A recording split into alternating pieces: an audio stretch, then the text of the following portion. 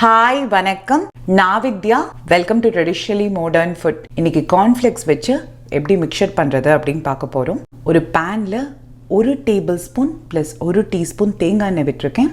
அடுப்பை மீடியம் ஃப்ளேமில் ஆன் பண்ணிவிட்டு இந்த எண்ணெயை சூடாக்கிக்கலாம். எண்ணெய் லைட்டாக சூடானோடனே அதில் 10 முந்திரி பருப்பு, 2 டேபிள் ஸ்பூன் வறுத்த வேர்க்கடலை, கொஞ்சம் கருவேப்பிலை, 2 டேபிள் ஸ்பூன் ஆல்மண்ட் ஃப்ளேக்ஸ் போட்டுட்டு எல்லாத்தையும் நல்லா மிக்ஸ் பண்ணி வறுத்துக்கோங்க. முந்திரி பருப்பு கலர் மாறுற ஸ்டேஜில் 2 டேபிள் ஸ்பூன் பொட்டுக்கடலை போட்டிருக்கேன்.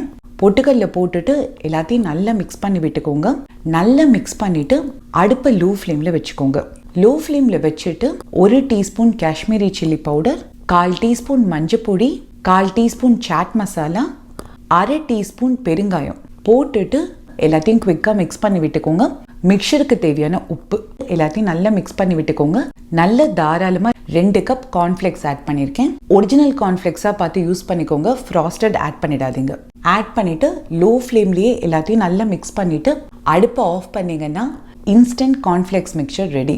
கண்டிப்பாக இந்த மிக்சரை நீங்களும் ட்ரை பண்ணி பாருங்கள், உங்களுக்கும் பிடிக்கும். இந்த வீடியோ உங்களுக்கு பிடிச்சதுன்னா லைக் பண்ணி டீம் எஃப் சப்ஸ்கிரைப் பண்ணிவிடுங்க. தேங்க்யூ.